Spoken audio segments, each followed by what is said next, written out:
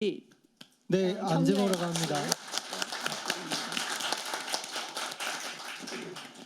우선 저에 대한 소개를 하자면은 저는 은평구에 있는 이제 저희 시설은 지금 상태 제가 다닐 때도 그렇고 지금도 그런데 서울시가 운영하는 시설이에요. 직접적으로. 그러니까 직접은 아니고 민간 종교단체나 이런 데 위탁을 맡겨서 이렇게 운영하는 보육원입니다. 우선은 제가 보육원에서 있었던 어떤 생활들이나 그리고 이제 그 보육원 환경이 이제 버려진 아이들, 어떻게 보면은 유기된 아이들이 행복한 환경이 아니라는 거를 말씀드리기에 오늘 이 자리에 왔고요. 그래서 조금 이제 설명을 해드리자면은 저희 시설 같은 경우는 천주교 이제 수녀원에서 이렇게 운영하는 재단이었어요. 이제 그 안에 병원도 있고 이제 미혼모 시설도 있고 그리고 이제 유치원, 초등학교, 중학교, 고등학교, 뭐 병원, 그러니까 거의 뭐 다 있다고 보면 돼요. 예. 그런 상태에서 우선은 그 재단 산하의 부산 미혼모 시설에서 태어났고요. 그리고 거기서 이제 유치원 때 이제 서울은 시립이고 부산은 이제 재단에서 운영하는 데고 이런데 이제 서울 시립 시설로 옮기게 된 거죠. 네. 그래서 이제 저희 시설 안에 재단 안에 이제 초등학교가 있기 때문에 그 안에서 우선은 초등학교를 졸업을 했고요. 그리고 이제 원래는 재단 산하로 이렇게 부산으로 내려가 가지고 이제 중고등학교 재단 산하 중고등학교에 다니는 건데 이제 서울시에서 그걸 막아 가지고 이제 많은 아이들이 이제 시설 밖에 이렇게 외부에 있는 중학교, 고등학교를 이제 다니게 된 상황이에요. 그게 저희 학년부터 그렇게 다 다니게 된 걸로 알고 있고요.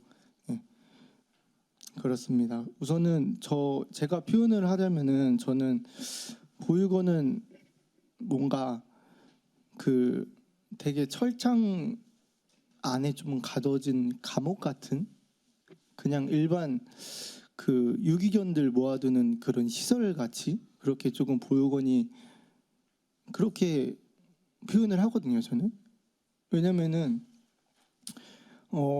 우선은 예시를 들자면은 저희 시설에도 학대나 아동 학대나 그리고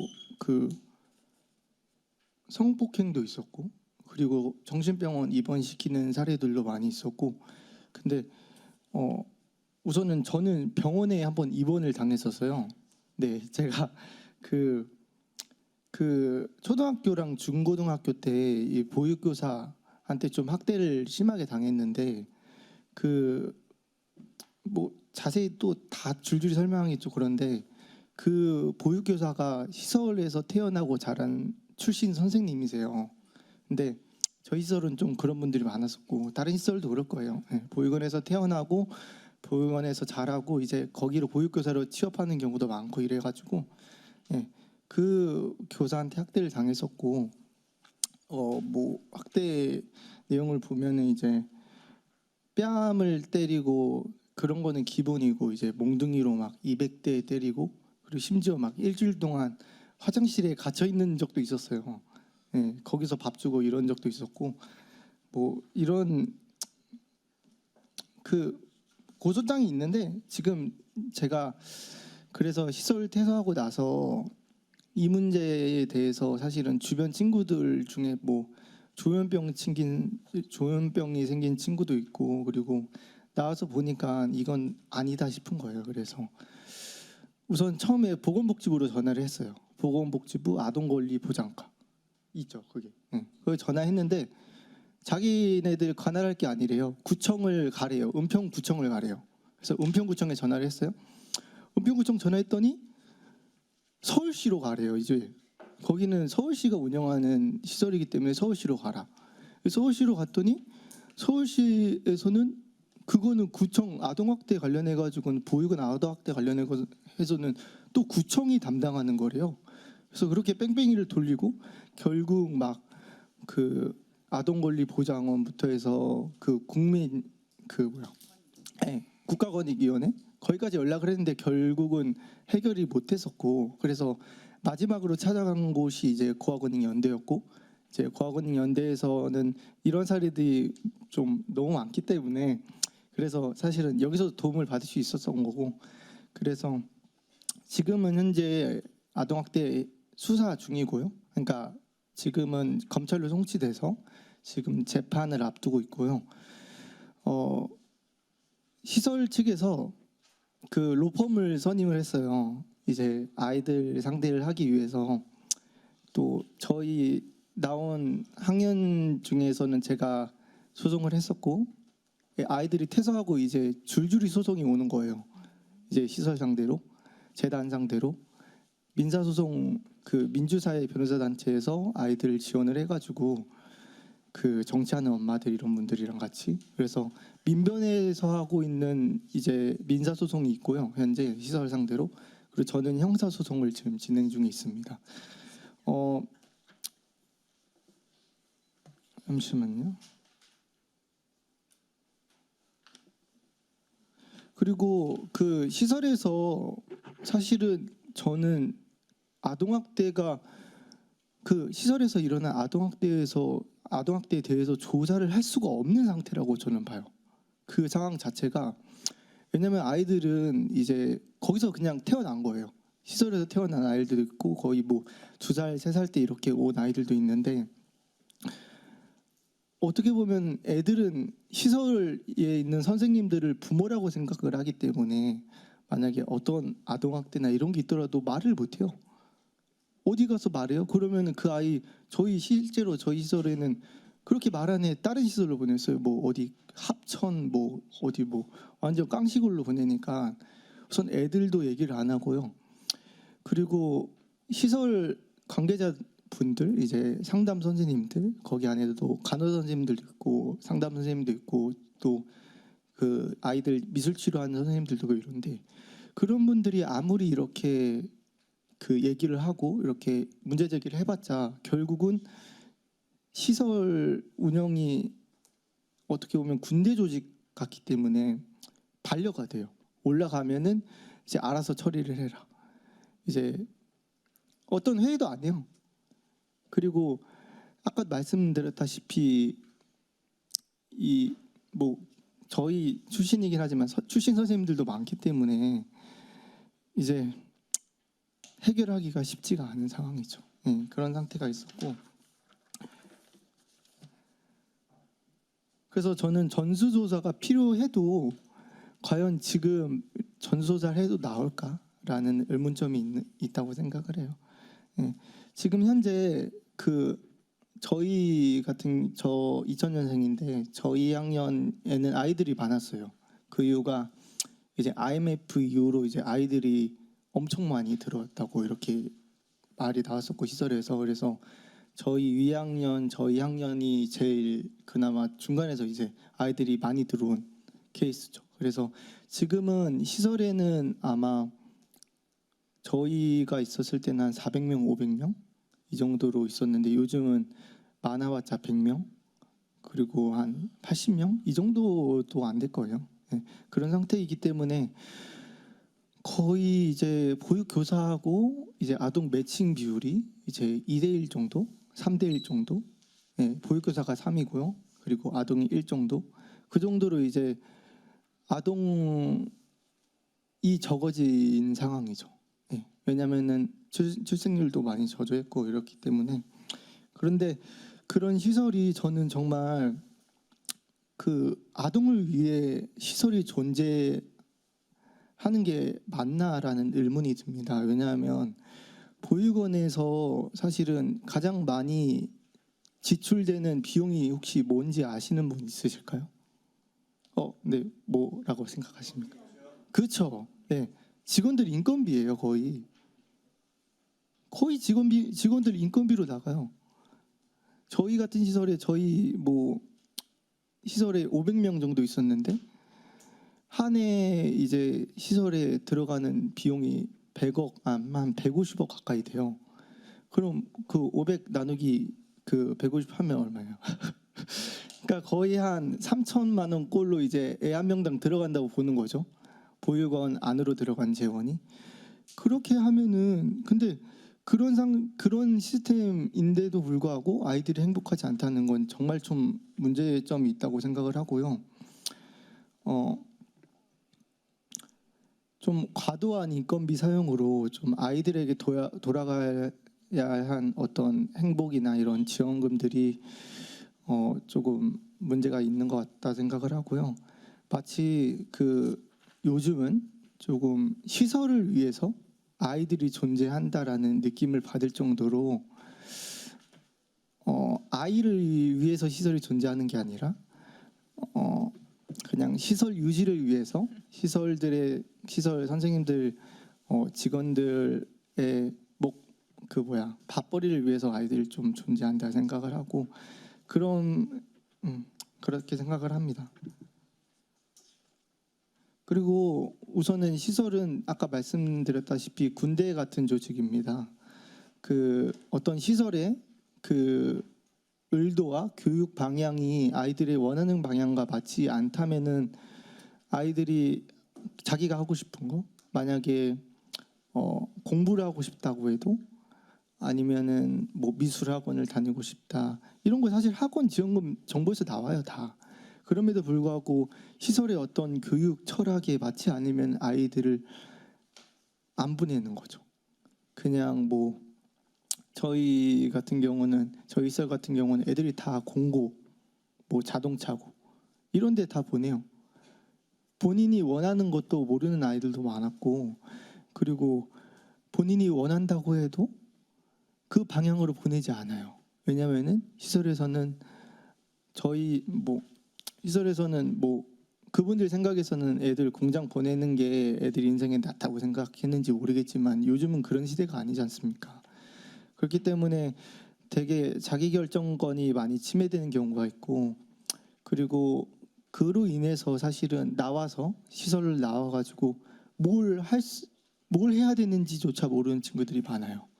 그래서 방황이 많이 일어나는 거라 생각을 하고 자립정착금이랑 어떤 정부에서 지원해주는 보조금 이런 것들의 돈을 어떻게 사용하는지도 모르는 경우도 많기 때문에 좀 무분별하게 좀 탕진을 하거나 그리고 어떤 교육이나 이런 것들에 대해서 좀 많이 받는다고 해도 그냥 PPT 삐어두고 그냥 애들 다 자고 있는데 그게 교육인데 그런 일들 때문에 사기가 많이 발생을 해요. 예, 나와서 보이스피싱도 당하는 일도 많고 그렇게 생각이 됩니다. 그리고 보육교사들이 정말 많이 바뀌어요. 제가 한 18년을 거의 살았는데 거쳐간 보육교사만 해도 한 20명은 넘을 거예요. 1년 2년 주기로는 거의 무조건 바꾸고요. 심지어 신규 선생님들 들어오면은 반에다 아이들 넣는데 3개월 일하다 퇴사하는 선생님들도 있으니까 그러면 애들은 이제 3개월마다 부모가 바뀌는 거예요. 예, 자기를 양육했던 선생님이 신뢰 이런 거는 상상할 수도 없고 온전히 자기가 속 터서 얘기할 수 있는 상대가 없는 거예요. 예, 그런 점도 문제라 생각을 하고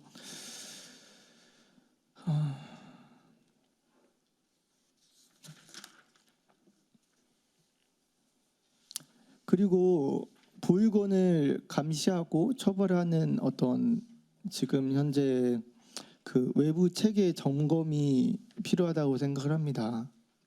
국가기관에서 조사를 하는 것이 아닌 이제 문제의식을 갖고 있는 국악원 연대나 그리고 그러한 단체들이 그곳에서 이제 조사를 해야 되는 거고요. 아마 그렇게 해도 많이 안 드러날 거라고 봐요. 왜냐하면 아이들이 얘기를 해봤자 자기만 팽 당할 거를 알고 있는데 그렇기 때문에 그리고 그곳에서 일하는 선생님들이나 어떤 상담 선생님들도 어떻게 보면은 거기가 직장이기 때문에 그리고 사회복지사는 이직을 한다고 해도 힘들잖아요. 이직을 해도 월급 관련해 가지고도 문제가 생기고 평생 직장을 많이 생각을 하시고 취업을 하시는데 그렇기 때문에 자신이 되게 곤란해지는 거죠. 만약에 문제 제기를 하면은 자기 인사가 발령이 된다고 하던가 그런 문제가 있기 때문에 아동에 대해서 끝까지 해결해 주는 사람이 없다고 생각을 합니다. 그렇게 많이 느꼈습니다. 시설 살 때. 그리고 좀 중요하다 생각을 하는 게 그 시설이 크잖아요. 요즘 시설 지금도 뭐 학교 수준으로 큰 데도 있고 작은 데도 있기 그룹 보면 작지만은 이제 큰 시설 같은 경우는 그 지역 사회에서 워낙 유명하기 때문에 외부 고등학교를 다니면은 이 아이가 고아라는 걸 다 알아요. 어쩔 수가 없어요. 왜냐하면 친구들 관계에서 친구 집 놀러 가고 이런 상황에서 애들이 말을 안 하는데, 그리고 저희는 또 초등학교를 시설 안에 나왔다 보니까 이제 중학교 처음 갔는데 어느 초등학교 나왔어 이걸 얘기를 못 하는 거예요. 근데 결국 들키게 돼 있고, 그렇기 때문에 이제 아이들이 그 외부 중고등학교를 가서 이제 학교 폭력을 당하는 친구들도 많고요. 예. 그렇다고 해서 같이 살 시설에 살고 있는 친구들이 지켜주지도 못하고, 예, 그런 상황이고, 학교 폭력을 당해서 학교에서 이렇게 연락이 오고 학폭을 했던 피해자 부모한테도 연락이 와도 시설에서는 아무런 조치가 없이 넘어가요. 심지어 저 같은 경우도 그랬고 아무런 조치가 없어요. 예. 왜냐면은 시설은 그게 일이기 때문에 일만 는 거죠. 일반 부모였다고 생각하면 난리 쳤을 거 아니에요. 학교 찾아가가지고 뒤집어 엎고 민사 막 소송까지 하고 막 이런 경우도 거의 뭐 소송까지 가는 경우도 많은데, 근데 보육원 아이들은 학교 폭력을 당해도 아이에 대해서 온전히 책임져 줄 사람이 없는 거예요. 왜냐면은 선생님들은 직장이기 때문에 그 일이 1년, 2년, 3년이 넘어간 일인데 그 일을 도맡아 할 사람이 없는 거죠. 예. 그래서 그러니까 이 학교폭력 사례만 봐도 그냥 보육원은 일반 원가정을 절대 대체할 수 없다고 저는 생각을 하고요. 그렇기 때문에 보육원은 분명히 없어져야 되고 이미 없어져야 되지만은 지금 상태에서는 그런 상황이라 생각을 합니다. 그래서 지금의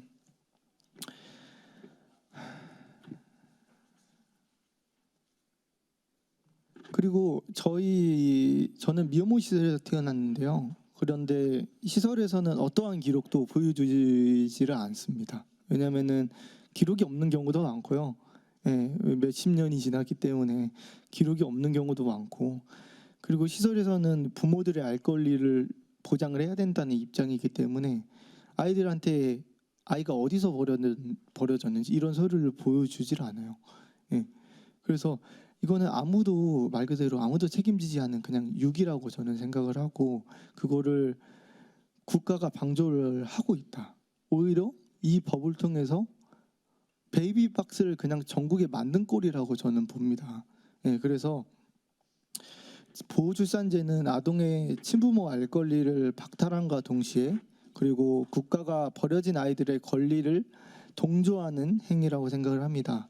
그렇게 빼앗긴 권리로 평생을 가혹한 환경, 그리고 아무도 편이 될 수 없는 환경에서 살아가는 아이들을 그 국회의원 이수진 국회의원님이랑, 그리고 어떻게 보면 전 사실 그 법 통과된 거 보고 참 황당했는데 민주당에서 찬성한 사람들도 조금 있잖아요. 근데 사실은 몰랐기 때문에 그렇게 찬성이 나왔던 거고, 그래서 그분들이 이런 문제의 의식을 좀 같이 가져줬으면 저는 생각을 합니다. 예, 그리고 그 부모라는 존재는 정체성의 근원입니다.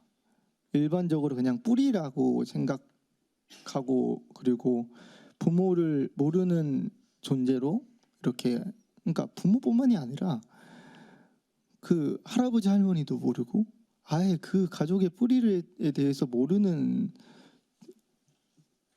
상태는 좀 뭔가 살아가고는 있는데 뭔가 가슴 한구석이 이렇게 텅 빈 것 같은 느낌을 자주 받습니다. 그래서 왜 맡길 수밖에 없었는지, 아이를 유기할 수 있는 환경이었는지, 그런 부분을 저희들은 좀 알고 싶기 때문에 그런 마음을 좀 외면하지 않았으면 좋겠다 생각을 합니다.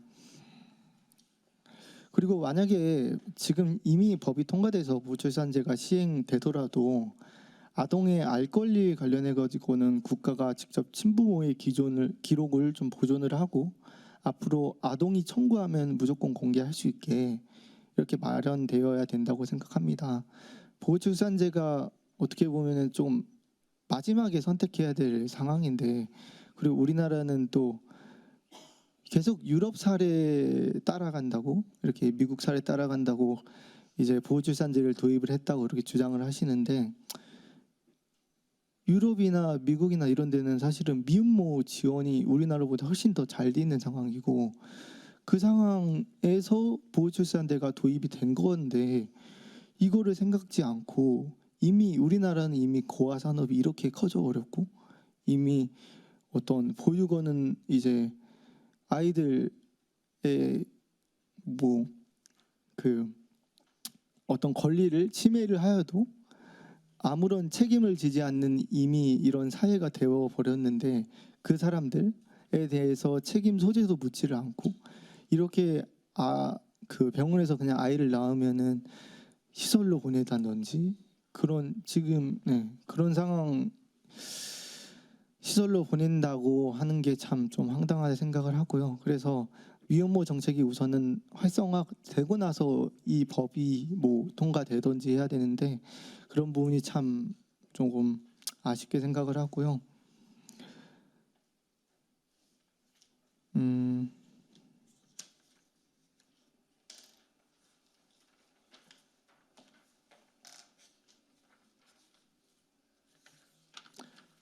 잠시만요.